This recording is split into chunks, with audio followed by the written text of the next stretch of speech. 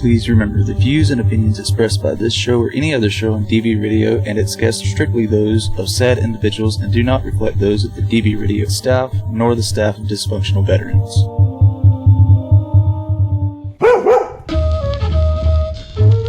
Hello and welcome to the Service Dog Show with PTS Dog. I'm your host, Joaquin Watai, author of the book PTS Dog, Post-Traumatic Stress Disorder and the Service Dog. I hope you're tuning in to listen to enlightening, educational, and informative conversations about life with service dogs and the Americans with Disabilities Act. Thank you for tuning in to the Service Dog Show with PTS Dog right here on DV Radio, WDVR.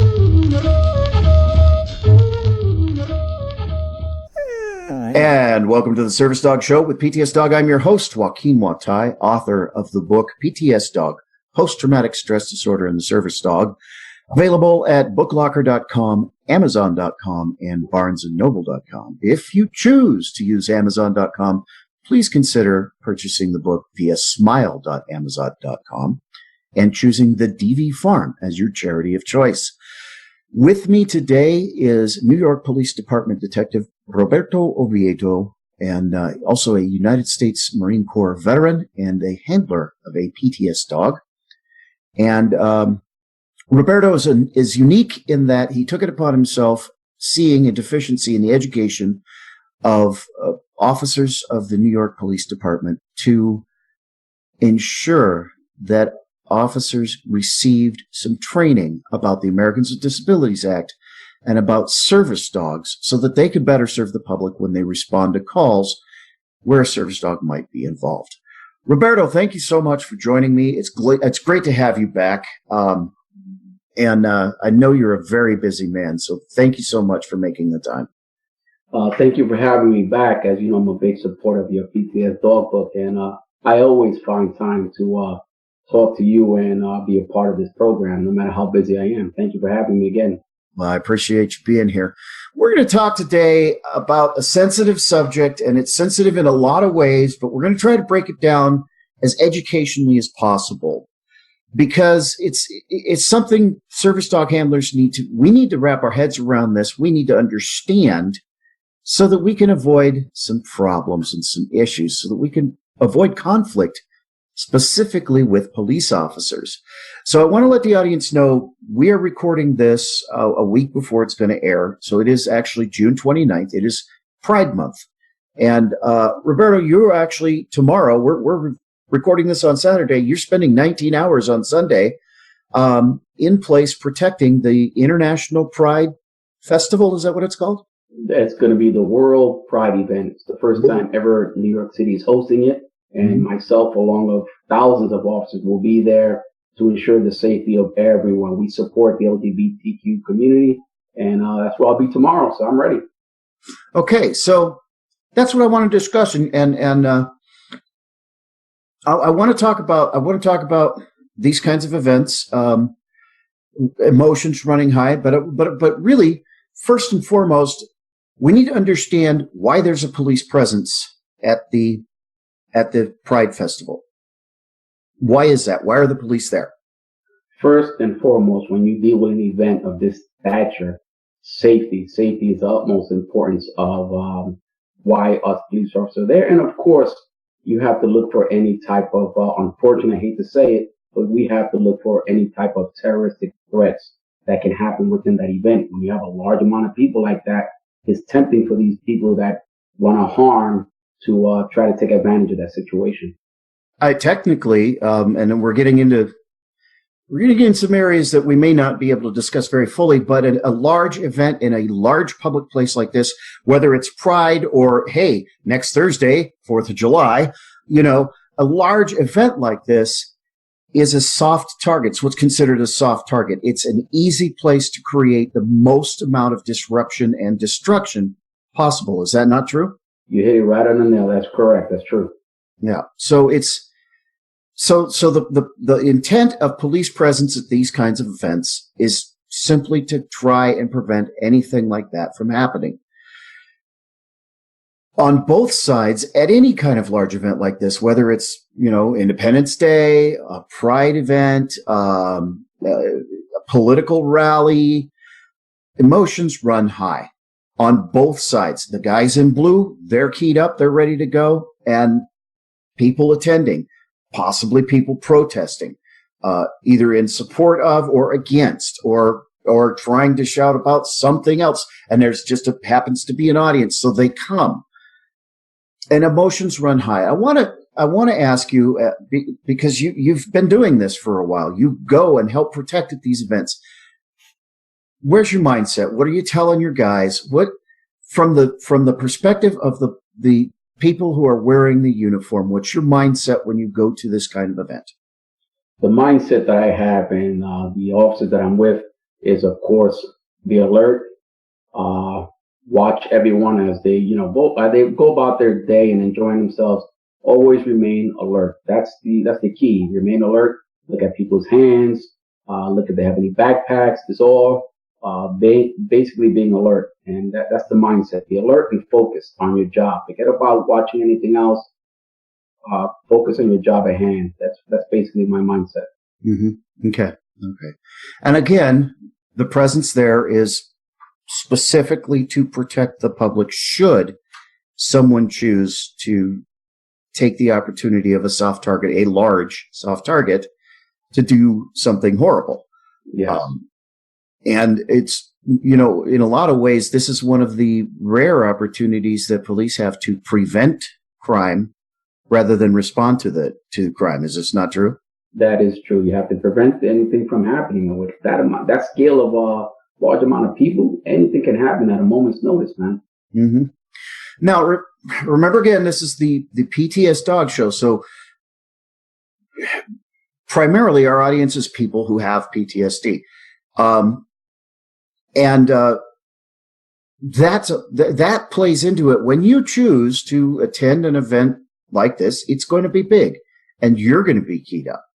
And if you use a service dog, your service dog is going to be working really hard, because not only are you, on edge and ready to go because you're in a huge crowd, a big event, but your dog's got to do his job while you're present there. Yes. And so that's a challenge for your dog. And the reason I want to bring that in is because I want to talk about access for people with disabilities who use service dogs, and what things could look like should you encounter police in a less than positive manner. So without revealing any kind of safety issues or anything, talk to me a little bit about bags. Are there bag search stations? Is this a regular thing at a large scale event like this in a major city to do things like bag searches? Yes, we do it during the ball dropping of New Year's Eve, and especially during tomorrow's World Pride event. Mm-hmm. Yes, we do have bag checks where we screen you before you go into certain zones, and before you go through that zone, you have to have your bag checked. So even if you have a dog, it's not a problem having a dog, whether it's a service dog or not. Just remember, you will be stopped and you will be asked to check your bag. And so you have to be sensitive to those individuals that do have dogs, whether they're service dogs or not. Right. And the reason I bring it up is because a lot of handlers, when they're out in public, especially in places that are hot, New York City's a cauldron right now, and in end of June, beginning of July, it's hot. And so, you got a bag over your shoulder, you got water, water bowl, maybe some treats, some snacks, some food, boots. If you're going to be on pavement, maybe you'll have boots in there, boots for your dog to protect their paws. Right. A cooling mat so the dog can lay down when you get to whatever location you want to be to participate in the events. So, and there are a lot of, me personally, I'm a minimalist. I carry as little as possible with Skeeter. Yeah, me too.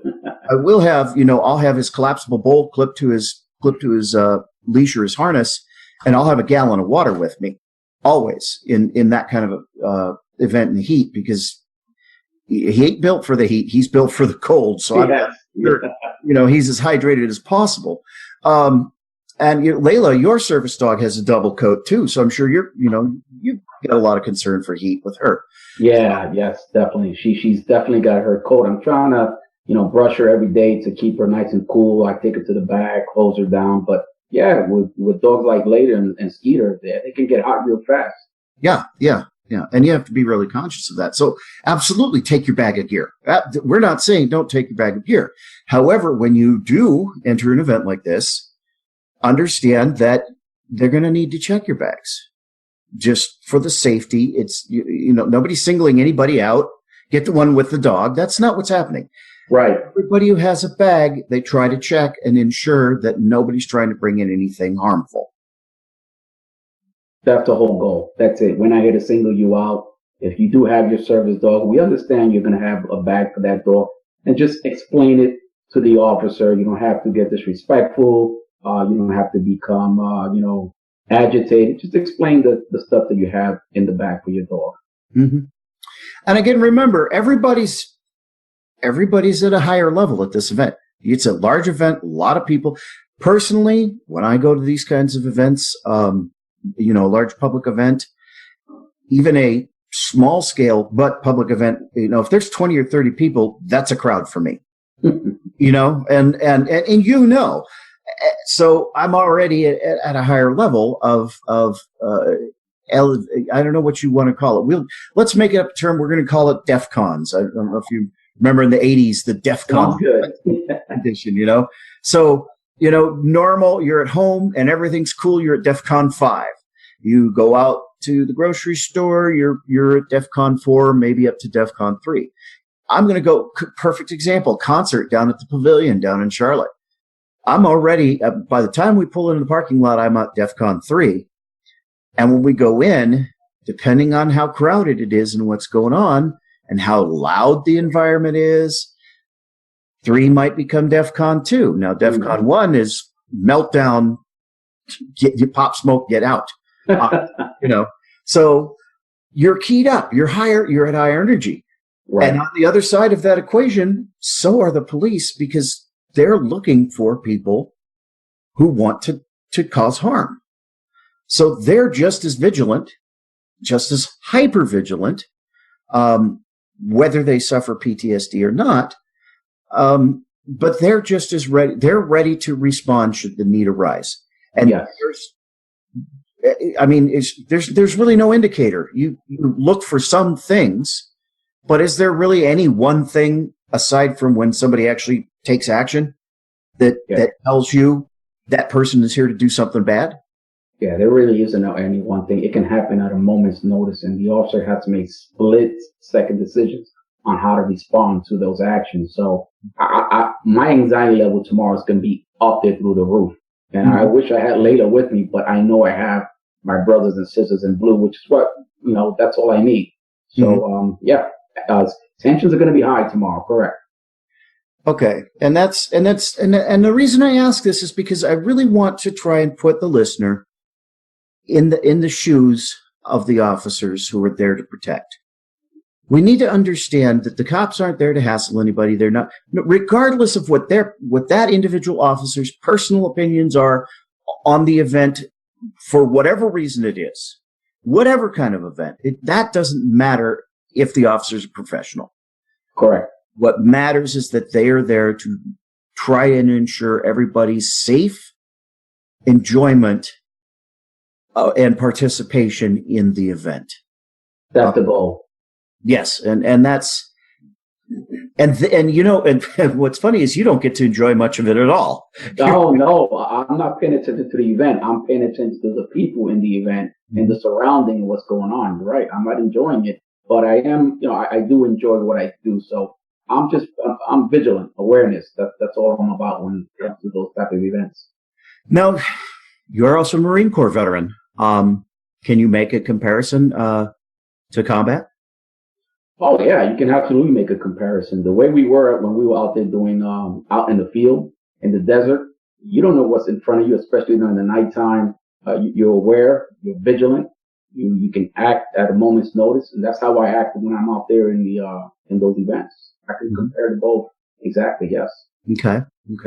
And I think it's important, again, this is a show about PTSD service dogs, so that's an important parallel there. And that actually that leads me to another rabbit trail, but we're going to go down it because here we have not only a veteran of the United States Marine Corps, but now a police officer a detective who is still serving now his city, but has served his country, so is continuing that service. And one of the things I've noticed is veterans can find resources to help and assist with PTSD all day long. How about police officers? First responders, in general, first responders. The thing with us at least in NYPD, the police commissioner, he's done a fantastic job in offering us resources. We do have resources to cope with any type of PTSD or if you're depressed. We have police officers providing peer assistance called PAPA. We have our early intervention unit. We have our NYPD chaplains unit. So there are resources out there. The problem with that is these officers are afraid to reach out for fear that they're going to get in trouble. So that's the mindset. We have an issue at hand, and hopefully, we can correct that because far too many officers are taking their lives. So I'm hoping we can get that right. And I'm thankful you brought it up. It's a very sad subject. And my condolences. NYPD in the last 2 weeks has lost 5 officers to suicide. That's unfortunate. And just, not too long ago, I put a video out of, resources. And since that video, we lost 3 more officers. So it's tough, but there is help out there to us veterans and police officers. So they just got to seek help, call someone. Well, and you hit on something I think that's common in the military too, and I'm hoping it's being overcome. But it was certainly common when I was on active duty. You're afraid to reach out. You're afraid to say I need help because you're afraid of repercussions. That's correct. And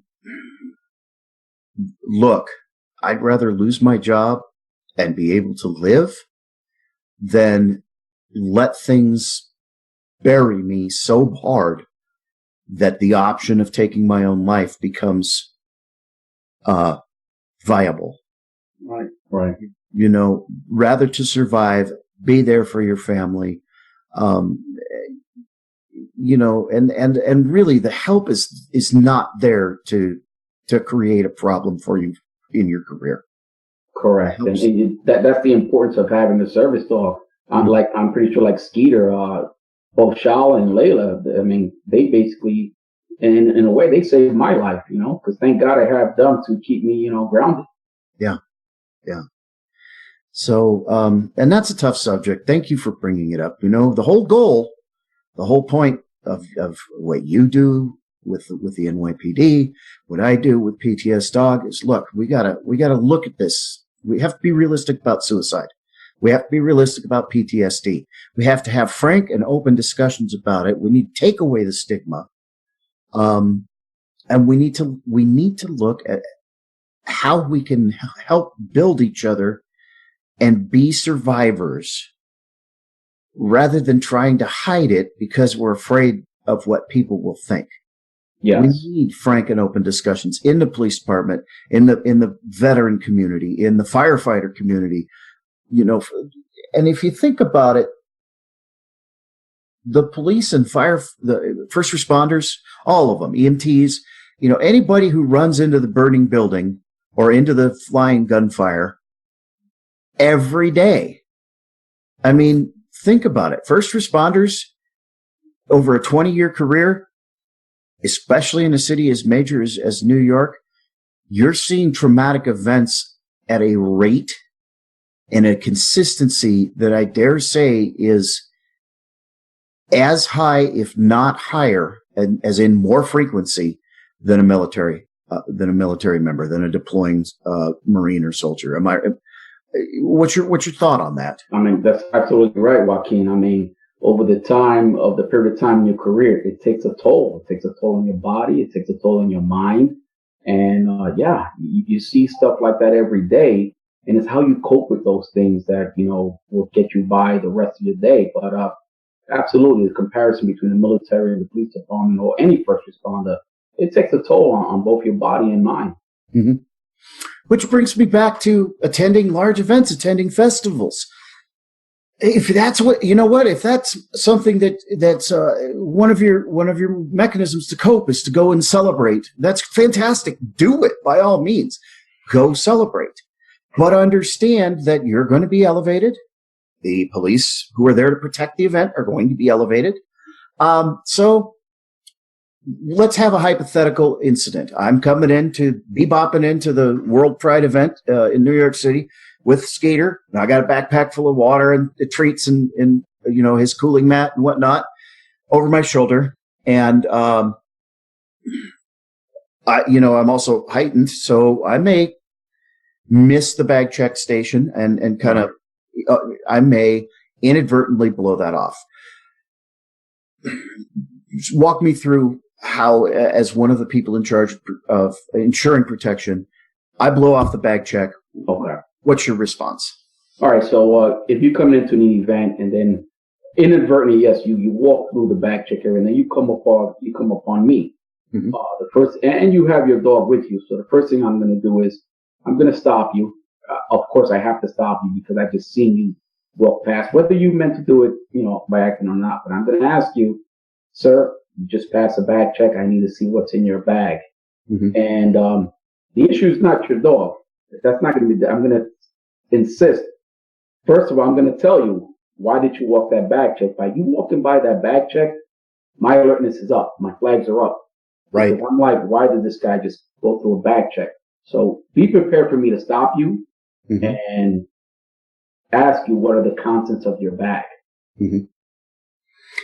And here's where we're gonna take this up another notch now. Okay. I've got a service dog, and you've stopped me, and I'm set because I'm already elevated, and you're in protection mode. You're elevated. You're upset. Well, not upset. You're not upset yet, but I'm gonna piss you off right now. Okay, I'm gonna say, why are you stopping me? Can't you see I'm disabled? I've got my service dog. What do you think you're doing? Why you gotta hassle me? All right. Depending on the venue, because if there are certain restrictions for dogs, whether they can be let in if they're service dog. Mm-hmm. Well, I'm going to try to de-escalate, calm everything down, and just keep letting you know, sir, I understand you're upset. However, I need to check your bag. And in this particular area, let's say this area didn't allow dogs or anything like that. Right. I'll ask you. There's basically two simple questions that I'll ask you. Is this a service dog? And what tasks does the dog do to assist you with your disability? That's it. Mm-hmm. That's how I'm going to approach you. Now, let's put a pause on our scenario. You got it. The reason that you, an NYPD detective, is going to ask me these questions is because you, specifically, this NYPD detective, made sure that a description of service dogs under the ADA and the questions allowed by the law got into the training documentation for the New York Police Department. But we're not in New York. We're in Arkansas. And we're at a country festival. And you're stopping me because I blew past the bag. And you don't have the training and you don't understand the ADA. Now, the reason I'm saying this is because I want to know, as a police officer, you're saying I need to see some kind of proof about that's a service dog. How should I best respond? Because at this point, any knowledgeable handler is going to go, what? Yeah. You just asked me for proof? Right. And we're going to go into the tirade. We're going to start reciting the law. Right. Where should I, being knowledgeable, understanding that the officer is not knowledgeable, where should I take this conversation so that I can de-escalate it? But what you don't want to do is get into some type of confrontation with the officer that stopped you. You don't want to start disrespecting the officer and start yelling at him all the ADA laws. Just very calmly, just tell the officer, listen, I have a condition, and this is I'm need this dog to help me with my condition.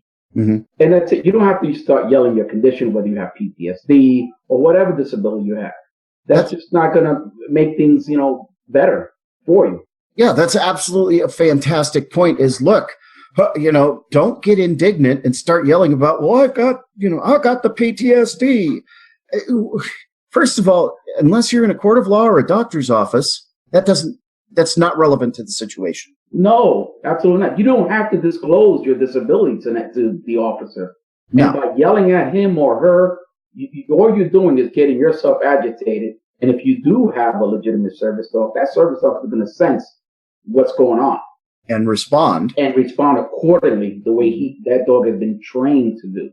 So if you got that dog lunging at the cop and lunging at others, you're going to get kicked out. I'm very sorry. You're going to get kicked out.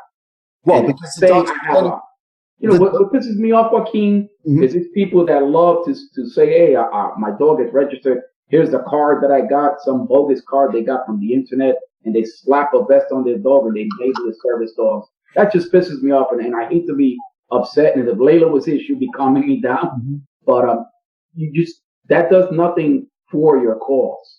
No, not at all. And if you're trying to pull that with an officer who does understand the ADA, I would hope that the officer would have the grace to laugh and just, laugh in their face. Come on, really? We both know that's bogus. You know what I'm saying? I mean, and I'm not saying just start making fun of them, but I'm saying, look, if you genuinely are disabled and have a trained service dog and you don't understand the law and don't understand that those IDs are literally worth less than the paper they're printed on, right? That's why I do what I do. That's why education is so important. That's why I make these radio shows, to try to teach people, but you're exactly right. Look, so you stop me. You don't understand that registration is not recognized by the law. You're asking me to prove the dog's, actually a service dog. And you're at an elevator. And at this point in your mind, have I become a potential threat? Yes, absolutely. Okay. By your actions, and you're just, and then when you yelling at me and you're getting hyper, remember what you're doing. Others around you are seeing, and then they start congregating. That's creating a hazardous condition. And at that point, the officer's starting to feel like they're personally endangered. Correct. Absolutely. They're drawing a crowd. Absolutely. And then you're yelling at the officer, disrespecting the officer. What that is not doing anything, because ultimately, I'm telling you right now, the officer is going to win this battle. Mm-hmm. We're going to win this battle. We're not going to, say, oh, well, okay, we're sorry. You're yelling at me, so it's okay for you to go through. That's just not how it's going to work. So really, you mean the louder you get doesn't make you any more right when it comes to a confrontation with the police? That's correct. You can yell till your lungs blow out. It's not going to do any good for you. And I'll just sit there and listen to you yell. And look, I'm sorry to laugh, but folks, you want to get indignant and raise the, crank the level up a little, ultimately, do you know what you look like? You look like an idiot. Yeah, totally. And then if I have my body cam, I'm going to activate that body cam to capture that, because I understand what's going to happen is you're going to go away, and a couple of weeks down the line, you're going to try to, accuse me of wrongdoing. And then with that body cam footage, I can prove how you acted during that confrontation. Absolutely. Absolutely. And that's, and again, folks, listen, the reason I'm trying to bring this up is education. The police are not there to harm you. However, if they begin to perceive that you may be ready to do harm, they are there to respond. Correct. So whether or not the officer understands the ADA and understands the law, that's actually, it doesn't matter at that point. When you start escalating in an already high energy situation, all you're doing is increasing the possibility in that officer's perception. You are just increasing his opinion that there's a possibility of an adverse action, of some kind of assault. He doesn't know, because it's still, now remember, the backpack hasn't been checked yet. That's right. So he doesn't know what's in that backpack, and you're yelling and screaming, you know. So at this point, absolutely, training kicks in. Hand is on the taser or hand is on the pistol, depending on what the, do you call it rules of engagement? Yeah, you have to, that's one thing about officers. No one can tell you when to hold your weapon, any of that. There's no, you do it as you feel you need to do that. In other words, if you feel you're being threatened in a way, you can put your hand on your weapon. Nobody said you cannot do that. Right. So, yeah, but it's intimidation when we do that. And right away they think, oh, you're going to shoot me. No, we're not. No, we're not. Every officer is different. But you can escalate that by acting the way you are. And then if you are a true handler of a service dog, please know the difference between a service dog and a therapy dog and an emotional service dog. Know the difference before you shout at officers about why you need that dog. Mm-hmm.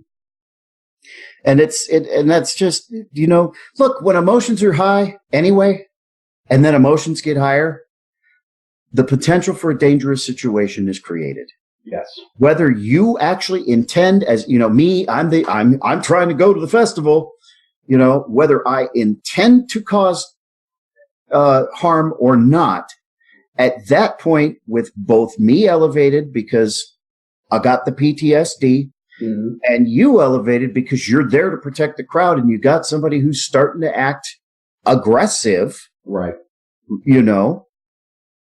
This, unless me in this situation, unless me, the handler, starts listening to my dog, de-escalating myself, okay, calming down, finding a way to calm down, right?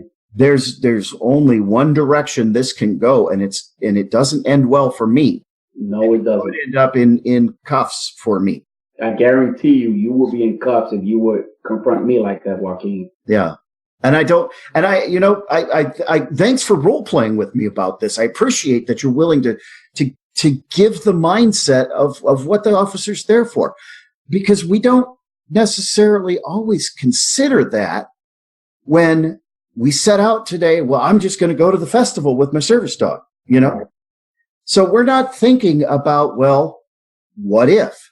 Whereas you're actually trained and they're specifically to respond to what if. Exactly. We want you to have a good time. You can bring your service dog. You have to comply. And the more you don't comply and the more hyper you get, the worse it's going to be for you. I can guarantee you that. You're listening to the Service Dog Show with PTS Dog right here on DV Radio, WDVR. I'd like to remind you real quick that there are many shows produced by veterans on DV Radio. One that is an absolute kick in the pants is Honorable Discharge with Ron Ripley. Air Force veteran Ron Ripley is a professional comedian. That airs on Wednesdays at 5 p.m. Eastern. And if you want to listen to a show that will make you do spit takes the entire time, check out Honorable Discharge. Wednesdays at 5 p.m. here on dvradio.net, WDVR. Ron is a kick in the pants. He has some great guests on. I've met the man. And when you can get a word in edgewise with him, it's quite a good conversation. And his shows are like that. I am here again with Detective Roberto Oviedo of the New York Police Department. And Roberto, thank you so much. I can't tell you how much it means to be able to speak to a member, not only of the veteran community, but of the police community, and get these kinds of issues out into the open. Because the general public, unless they have contact or training, the general public doesn't really think about it this way. We understand the cops are there and whatever, here, check my bag, right? And they're not thinking about, well, here's why Detective Oviedo is here.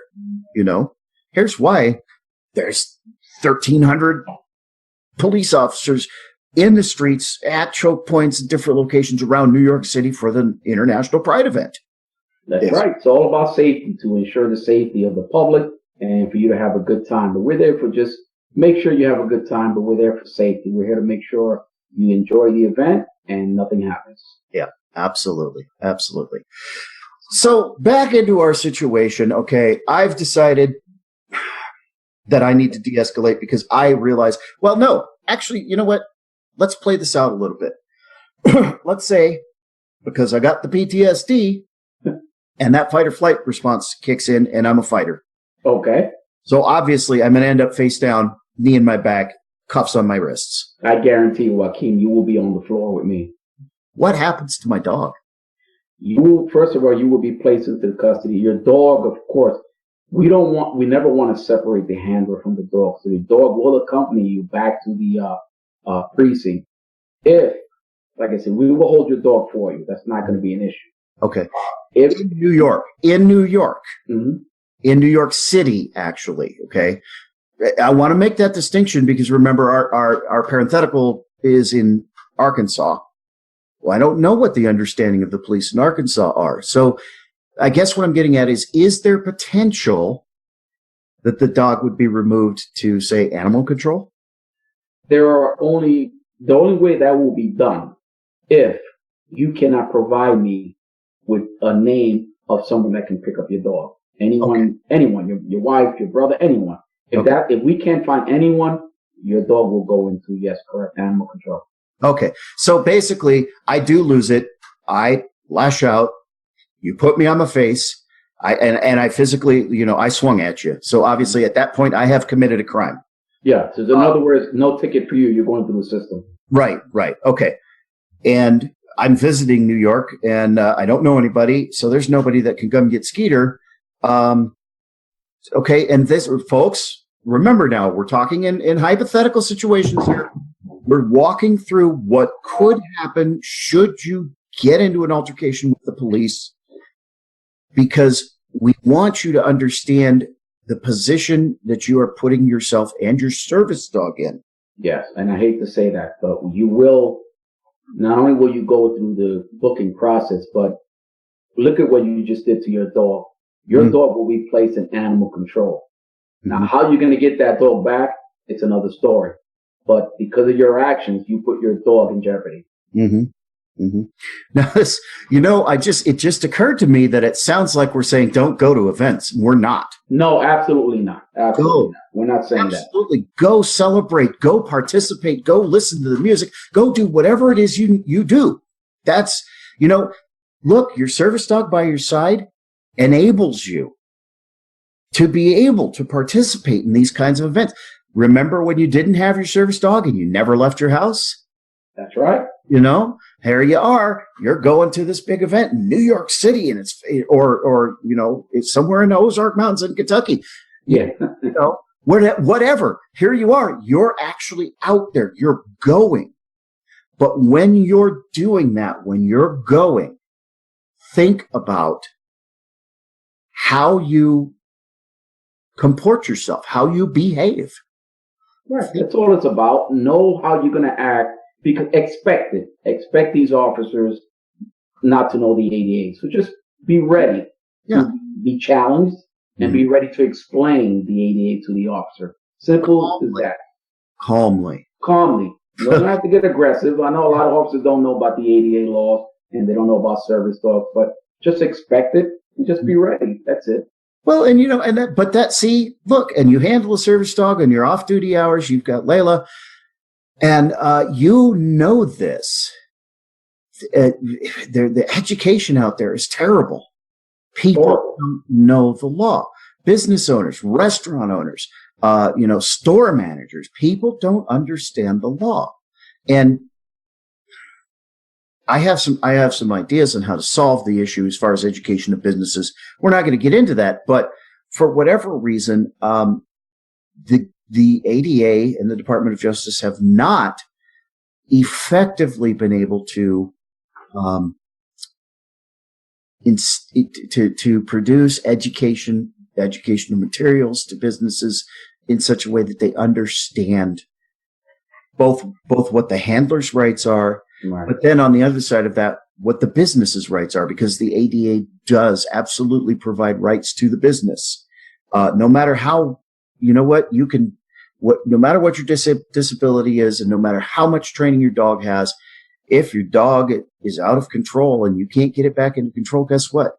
The restaurant has a right, or the business has a right, to ask that you remove the dog. They can't tell you that you can't receive services, but they can ask that the dog be removed because it's out of control or it's not housebroken. Yeah, they're well within their right to do so. Absolutely. And is it embarrassing? Is it enraging?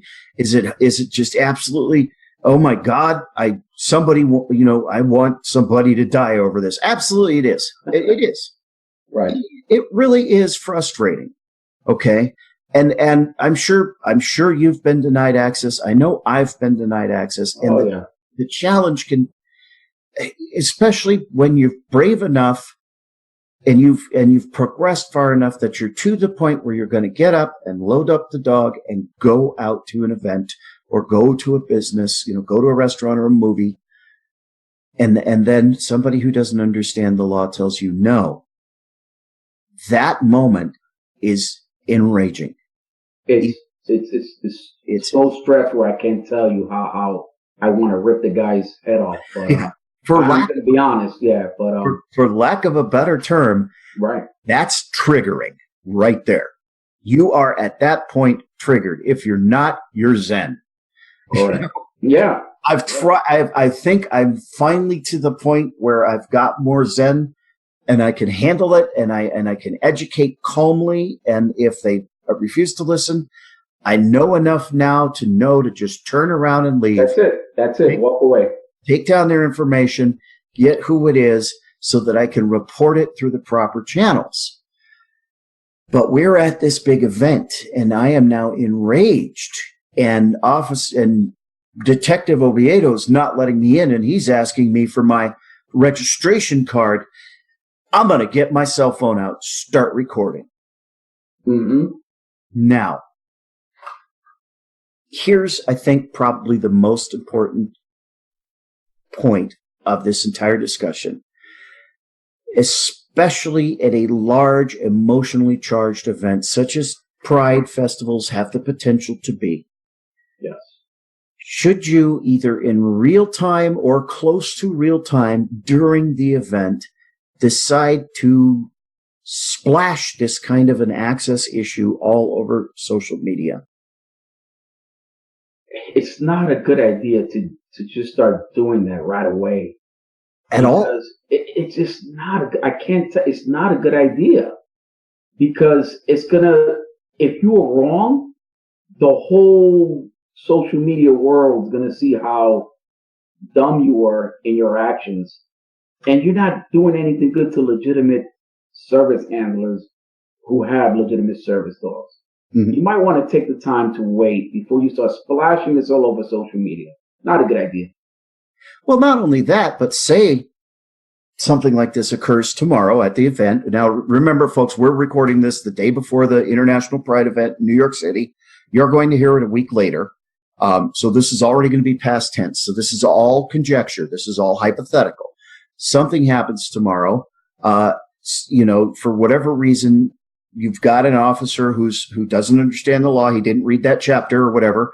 Right. And he's asking for ID for the dog, and the handler's escalating, and the phone comes out, and that handler is live streaming from the corner of wherever, down on Broad Street or, Broadway or wherever, Times Square, from Times Square on the east side, and live streaming this officer doing this. And the officer's name is right there on his badge or hers.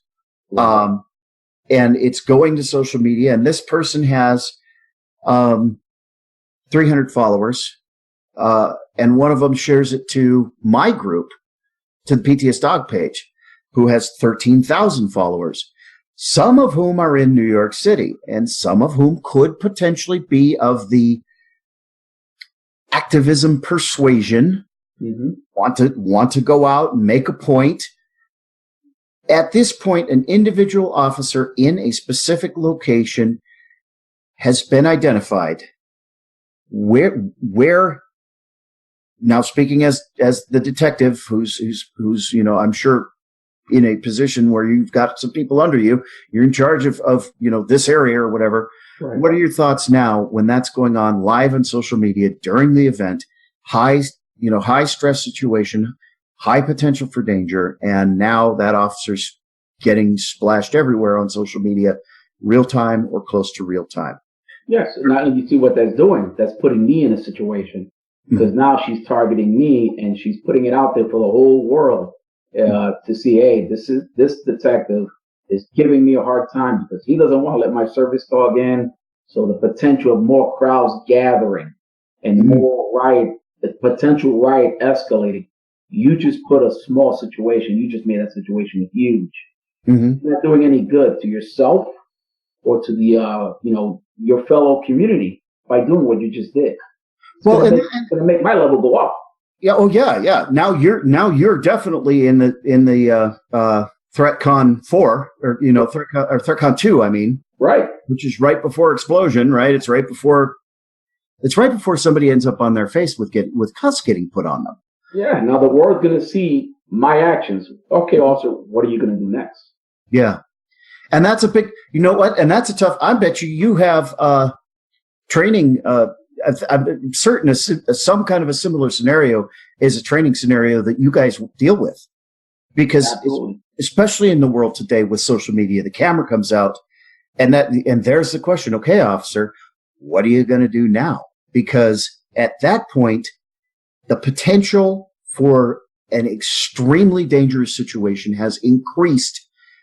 And the only way to measure the multitude of the increase of that potential is after the fact when you see how many people viewed it, how many social media hits were, how many responses, how many people said, we got to go down there right now.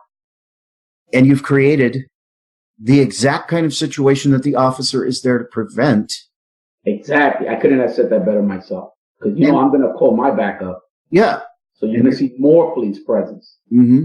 And they're going to be elevated and see where this just builds and builds and builds and builds. And before you know it, a misunderstanding due to miseducation becomes a riot.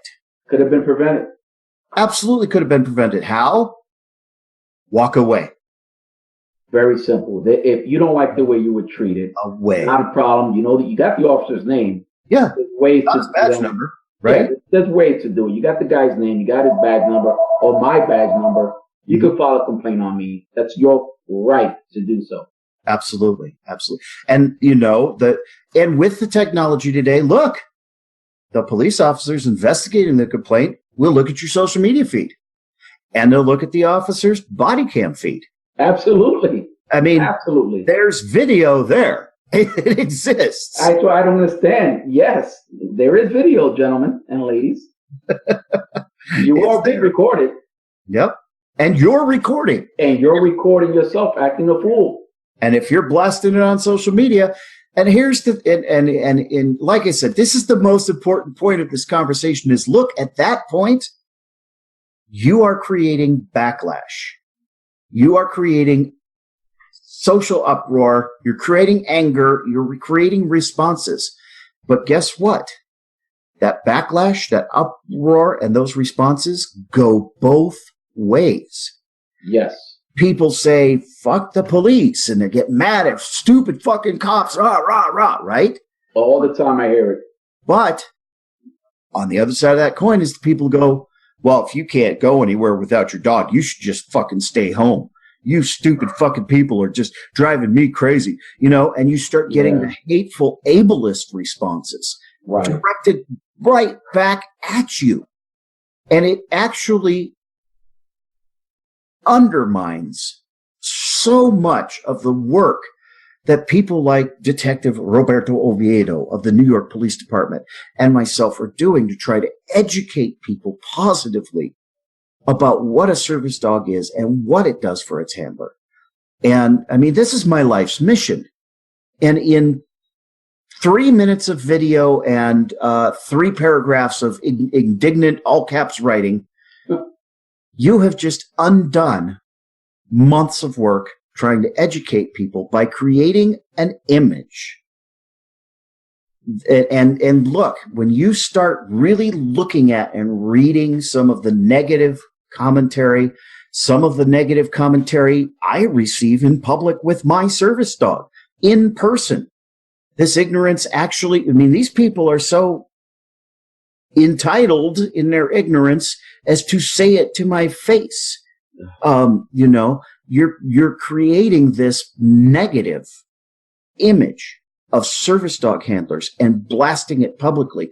As much as you're creating this negative image of the police officers, you're doing just the same thing for service dog handlers. Yes, you are, and it's just a shame that's the truth.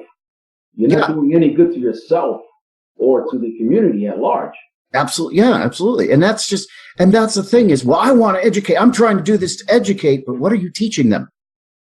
Listen to your tone of voice. Listen to what you're saying. Listen to how you're saying it and to whom. Yeah. Okay. Look, detective, I understand that you may not know this, but I'd like to talk to you and I'd like to show you the Americans with Disabilities Act. Let me pull out my phone and I'm going to pull up the government website. And they have this great little document. It's the questions, the frequently asked questions about service dogs. This is federal law. Would you mind reading it? Oh, yeah, I appreciate you showing that to me. Yeah. Let me see what's that all about. Yeah. Okay. You asked me for a registration card for my service dog, and that's actually not required or recognized by law. Here, let me show you. It's on question 17. Oh, wow. I didn't know that. I appreciate you showing me this. I had no idea. Yeah. See how, look, I chose in our little hypothetical situation, I chose to step back a little, think maybe this officer just does not know. So instead of yelling at him and getting in his face, I'm going to try to be reasonable with him because, you know, first of all, look, he stopped me because I blew through the bag check. So, hey, but first, officer, before we look at that and we talk about the service dog, here, look, check out my bag. I've got water for him. Here's his cooling mat. There's some boots down there for his feet. And I got his dinner because we're going to probably be here till 9 or 10 at night. So I want to make sure he has the chance to eat his food. Do you mind? Okay. Check it out. See? And then, so you check my bag. Okay. So that part of the problem's over. Exactly. Now, the main problem. Correct. Yeah. The main problem is over. Okay. Now, hey, look, let me explain the law to you. You may not understand this because it's a federal law and it's a civil law. So you don't get involved in that a lot because police can't enforce the civil law. So here it is because you should know. And if you want, I'd really love to come and talk to your police department and teach you about this law. I think it would be a great opportunity for you to learn about service dogs and for me to share with your community. That's fantastic. This scenario is going exactly how I would have loved it to go. See how, and that's what but see, that's the thing. Look, perfect. We have a choice. Every time we have an interaction with another person regarding our service dog, we have a choice. And I admit, I've got the PTSD. I understand there are days when you come at me and start asking me questions about my dog, and I'm going to tell you to pack sand. Right. There are those days. That's part of the disability of PTSD, is that some days you can't people. I get it. Okay. But if you're having the kind of day where you can take advantage of the opportunity to educate, I'm not going to tell you you have the obligation. You do not. But you have the opportunity to make the decision to share a little bit of knowledge with a person. Look, it happened to me today, waiting in line to buy some breakfast we have this gas station chain that has a kitchen inside, and they're actually not bad. So I'm waiting in line to buy breakfast and with Skeeter. And a gentleman, I mean, there's a 100-pound dog right next to me in the restaurant. So of course he's going to ask questions. Right. You know, we're 8 inches away from him, waiting in line, nut to butt, you know? So I had the choice, and I was having a decent morning. I was going out to see my brother who wasn't having a decent morning and needed some Skeeter time, you know? And, I had the choice, and I was able to peaceably educate, share a little knowledge with him. And it wasn't an in-depth conversation. I mean, we talked to each other for 90 seconds. But I had the choice to be a dick or to just share. To educate, share a little knowledge. We all have that choice. And yes, absolutely, there are days when you cannot. I get it. Right. I have those days too. I am not always on my game and educating and slinging business cards and, yeah. Look, if I was that good, I wouldn't need Skeeter anymore. I hear you, my friend. But just remember, your actions determines what's going to happen. Absolutely. So remember that. Yeah, and absolutely. And especially when you're in a situation such as a large festival, millions of people in New York City, millions, thousands of police officers, the potential for disaster far outweighs, in my mind, the potential for creating a disastrous situation it far outweighs the potential of me having just a crappy day because I couldn't get in because the officer didn't understand and leaving. Right. Yeah, it sucks. I missed the festival. Oh, well. Yep. But look, I've got the officer's card. I've got his badge number. I know his precinct, and I can make a call, and I can explain what happened after I've calmed down. Yes. And it can be addressed through the appropriate channels. I'm not out for his badge. I just don't want him to do it to the next guy. That's all. Yeah. And look, if we don't peaceably stand up for our rights and educate people peacefully. Right. Comply. Please comply. Yeah. Just don't go toe-to. Yeah, you've got the PTSD and you're ready to go. You go toe-to-toe with the cop because you're triggered, you're at that stage, he's going to win. You're going to lose. I'm telling you right now, you're going to lose. And the repercussions could think about how much time you've spent training your dog. To have that kind of situation where you are at that point in the dog's perception in danger. Look, Skeeter is not trained to protect me. However, I'm the leader of Skeeter's pack. And if Roberto here puts his hands on me, there is a distinct danger, although he is trained not to react. There's a distinct danger because he's still a dog that he perceives now that Roberto is a threat and is attacking me. And I'm his pack leader, so he's going to defend me. Yes. And at that point, he gets shot. Unfortunately. He's attacking a police officer. Correct. Don't look, forget about yourself. Forget about your indignation. Don't put your dog at risk. No, please don't do that. Because no matter how well they're trained, they're still dogs. And I don't care who you are. When you're at that stage where you're triggered, you're not in your right mind. And you aren't thinking about telling your dog to stand down. Right. He is a dog. I love when people say, oh, he doesn't bite. All dogs bite. Stop it. Yeah. I can say that to people with Layla, but Layla will bite. She'll bite you. Yeah. But, if I'm attacking you, I absolutely expect to get bitten. She's going to bite you. Yeah. And remember, we're talking about a dog's perception of an attack, not mine or yours. And that's different than a human perception of an attack.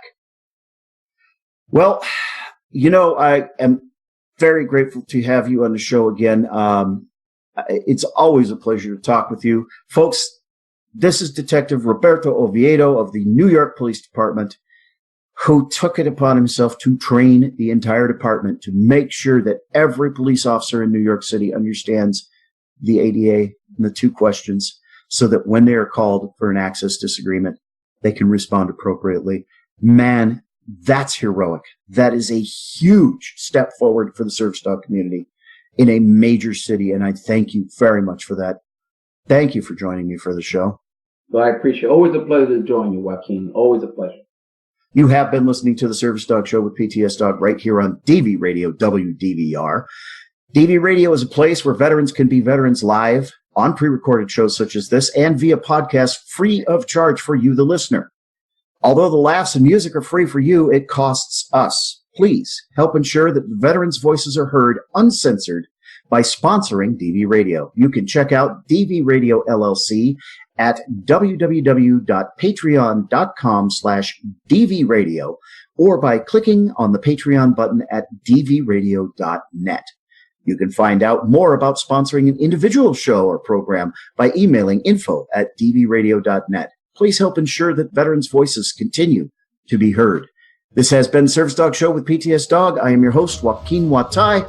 Thank you for joining us.